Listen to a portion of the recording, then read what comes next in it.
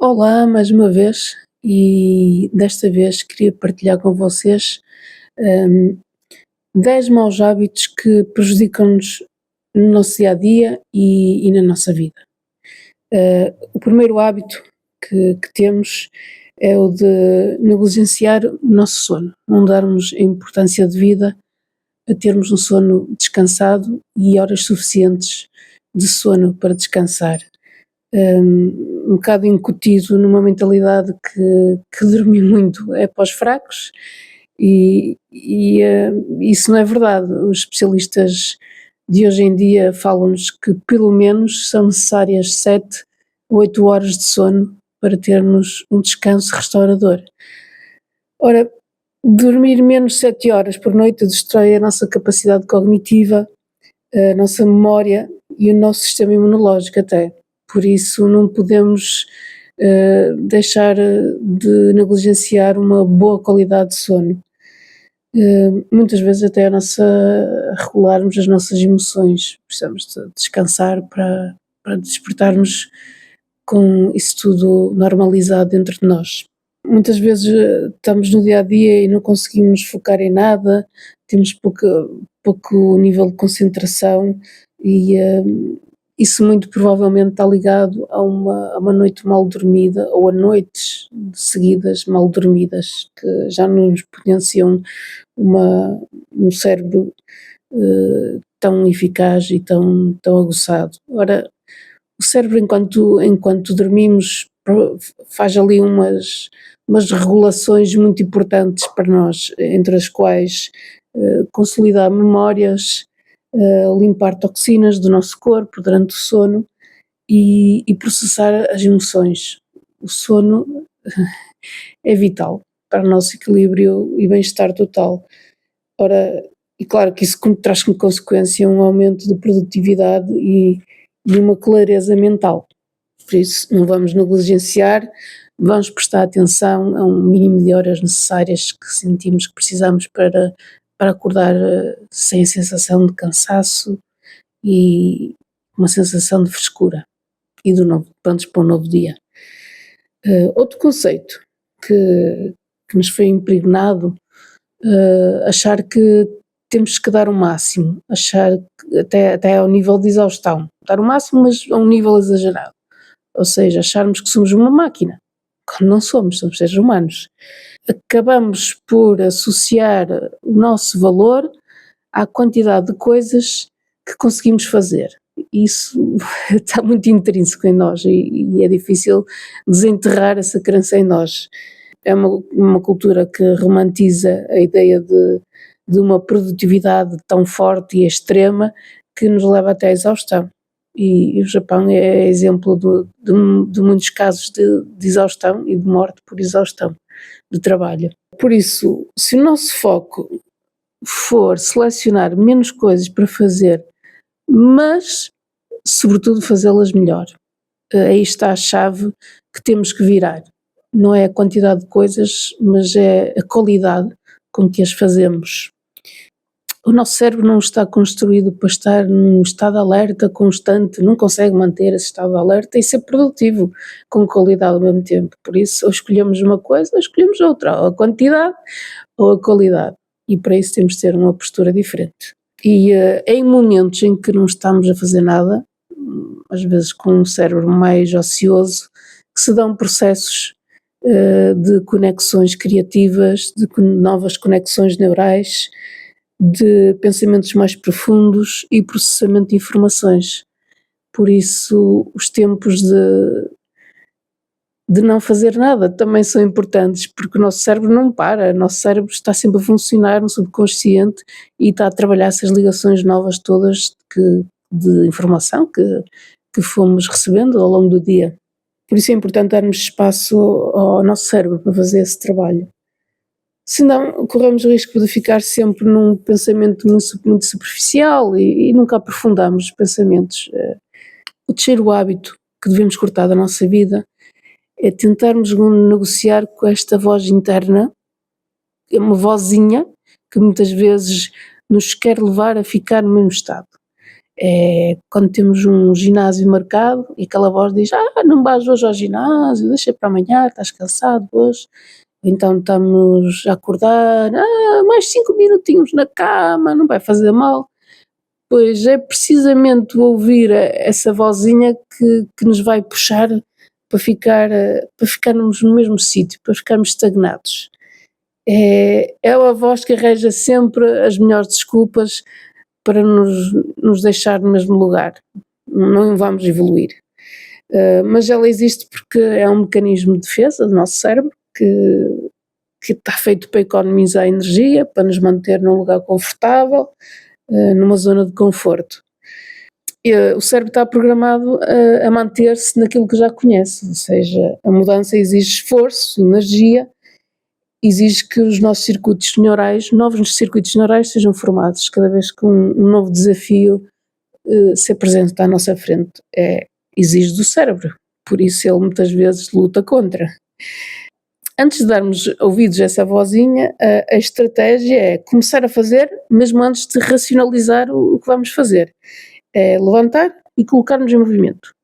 Essa tem de ser a estratégia e não dar tanto aso à voz interna. Quarto hábito que temos de parar de desperdiçar. Desperdiçamos as manhãs, muitas vezes. A primeira coisa que fazemos quando nos levantamos é ligar o telemóvel, é ficar ali nas redes sociais, para trás e para a frente, e já somos, logo mal acordamos, engolidos pelas redes sociais, mesmo antes de sairmos da cama. Por isso, cuidado com o que ingerimos logo de manhã. Vamos para as redes sociais, deixamos que as informações externas vão ditar o meu estado de ânimo e o meu estado emocional ao longo da manhã. É uma influência que não temos consciência do impacto que tem. Assim, é prudente reservarmos a primeira hora do dia sem consumir conteúdos de redes sociais e pegar antes num livro, escrever alguma coisa, como o journaling, como vos expliquei no outro vídeo, escrever daquilo que estamos agradecidos na vida. Assim, tomamos o primeiro horário como nosso, somos donos desses primeiros momentos do dia e não o telemóvel. Somos nós que controlamos o nosso dia e isso vai fazer com que vivamos de uma maneira completamente diferente, com muito mais consciência. Quinto hábito. O hábito que é muitas vezes espontâneo, quase inconsciente, que é o hábito de reclamar a toda hora e momento. Ou reclamamos do trânsito, ou reclamamos do estado do tempo. Passamos o dia todo a reclamar, isso vai ativar zonas no nosso cérebro que são os mesmos que são ativados quando estamos em stress. Estamos a colocar o nosso corpo num estado de alerta, de stress, sem necessidade. Por isso temos que mudar. E reclamar também não vai resolver nada na prática, só nos deixa mais estressados. É uma coisa natural o nosso cérebro reparar mais nas coisas negativas do que nas coisas positivas. Nós damos conta disso muito facilmente em nós. Quando reclamamos, estamos a treinar o nosso cérebro a ficar ainda mais no que está errado do que no que está certo. E ainda mais carregamos o peso da negatividade. E uma forma de combater isso é cultivar a gratidão. É sermos conscientes daquilo que temos e que devemos ser agradecidos, e muitas vezes não somos. Principalmente fazer esse momento de gratidão, de consciência no início do dia e no final do dia, porque eu sou grato neste dia que passou, tantas coisas que me foram dadas mesmo completamente. Isso vai ativar áreas cerebrais associadas ao bem-estar e à nossa satisfação. E quando somos mais gratos, parece que as coisas andam melhores, são mais fáceis, somos mais felizes. O sexto hábito a cortar é lutar contra os nossos pensamentos. Quando nos vêm pensamentos maus, tentamos afastar-nos deles, tentamos negá-los, tentamos não pensar neles. Mas quanto mais tentamos combater, mais eles se tornam fortes dentro de nós. É quase como dizer, olha, tenta não pensar num elefante durante 1 minuto. E acabamos por passar esse minuto a pensar no dito elefante. Então, quanto mais tentamos suprimir esses pensamentos, mais eles voltam e com mais força. Por isso, aqui uma estratégia é apenas deixar os pensamentos passar, observá-los, observar que é negativo, ter a consciência de onde ele vem e deixar passar, não podemos fazer grande coisa. Assim evitamos que nos afundemos nos pensamentos cada vez mais, negatividade, vamos deixar-nos disso. E assim não somos nós que somos controlados pelos pensamentos, mas somos nós que estamos no comando da nossa mente. Isso deixa-nos menos ansiosos e conseguimos focar naquilo que é mais importante para nós. E aceitar um pensamento não é sinal de fraqueza, é um sinal de inteligência. O sétimo hábito a cortar é negligenciar o poder dos pequenos hábitos. Muitas vezes queremos mudanças grandes, resultados grandes, de forma rápida e imediata. Com o tempo isso só nos vai deixar ficar frustrados, porque não é possível uma mudança tão rápida e imediata e grande em pouco tempo. Não é realista. Ou muitas vezes tentamos fazer tudo uma só vez e depois acabamos esgotados, sem energia para continuar. Mas existe um conceito que muda isso tudo. E como já falei do livro Hábitos Atómicos, de James Clear, ensina o potencial da regra do 1%. Se melhorarmos 1% todos os dias, ao fim de um ano, não é apenas 365% que melhoramos, mas sim 37 vezes mais. Porque 1% sobre 1% sobre 1% é como os juros compostos numa conta bancária, não é? Juro sobre juro, a render. E isso, aplicado ao desenvolvimento pessoal, é exponencial. Ora, cada melhoria, cada soma se multiplica e cria um efeito quase de bola de neve. Quando queremos uma mudança gigante de uma só vez, criamos logo ali uma resistência no nosso cérebro, mas se começarmos nas pequenas mudanças, o nosso cérebro quase que não se apercebe dessas mudanças e vão se entranhando e aos poucos e poucos vão se tornando automáticas e vão se tornando hábitos. E para seguir hábitos não precisamos de grande força de vontade, acontecem em piloto automático. Por isso sermos hoje conscientes e perseverantes nos pequenos passos tem um potencial muito grande a longo prazo. O oitavo hábito que devemos cortar e que nos prejudica bastante é estarmos rodeados de maus ambientes. Quando falo de maus ambientes, claro que falo de pessoas negativas e estarmos em lugares que já não encaixamos, que sentimos que afetam o nosso bem-estar. O nosso cérebro inconscientemente tenta repetir em espelho o comportamento da outra pessoa com quem estamos. E isso é normal, é uma empatia neural que existe, que é bom, mas também traz o seu lado negativo, que é perigoso, porque se passamos muito tempo com pessoas negativas, vamos absorver essa negatividade. Não é fraqueza, não é falta de personalidade, é simplesmente biologia, é assim que funcionamos. Por isso uma estratégia é evitar esses ambientes, sentimos que nos puxam para baixo, que nos desmotivam e que vai minando o nosso subconsciente. Outra estratégia também é selecionarmos com quem passamos o nosso tempo e onde colocamos a nossa energia e por isso o nosso ambiente vai moldar o nosso cérebro, por isso temos de ser conscientes. O nono hábito a cortar, e esse é muito atual, é passar demasiadas horas ao telemóvel. Nós passamos muito tempo agarrados ao telemóvel e é dos hábitos mais difíceis de largar nos nossos dias. E muitos de nós não temos controle do tempo que passamos ao telemóvel e o telemóvel é uma coisa muito viciante, das que já foram criadas pelo ser humano. O telemóvel é extremamente viciante. Uma notificação, um like, um comentário, é sempre uma dose de dopamina fácil que entra no nosso cérebro e vai-nos prendendo cada vez mais.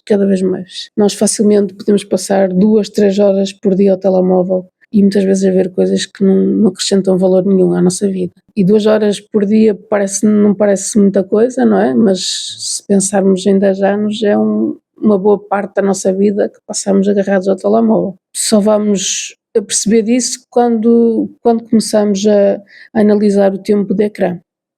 E uma estratégia de mudar isso é começar a limitar o uso do telemóvel e começar a ver só em horários pré-definidos por nós e por tempo definido também por nós. E, sobretudo, é importante cortar o telemóvel nas primeiras e nas últimas horas do dia, porque eu sei que isso faz mal ao cérebro. O 10º hábito e o último que devemos cortar é acharmos que conseguimos fazer tudo sozinhos. Até é uma crença mais enraizada nos homens do que nas mulheres, porque eles foram criados com a ideia de autossuficiência e de que pedir ajuda é um sinal de fraqueza, mas não tem nada a ver com isso. Nós somos seres sociais e fomos feitos para viver em sociedade, não fomos feitos para viver isolados.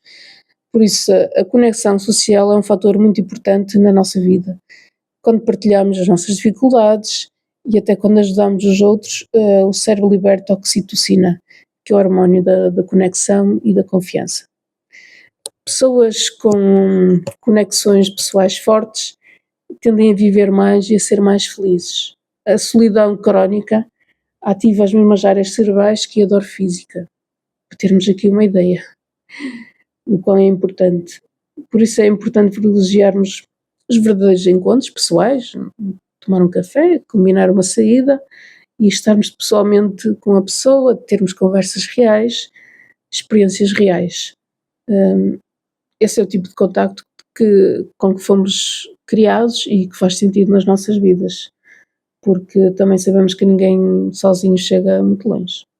Resumindo, parece muita coisa, não é? 10 hábitos a cortar na nossa vida, mas vamos pensando um de cada vez e com o seu tempo, e assim aos poucos vamos ver a nossa vida encher-se de coisas boas.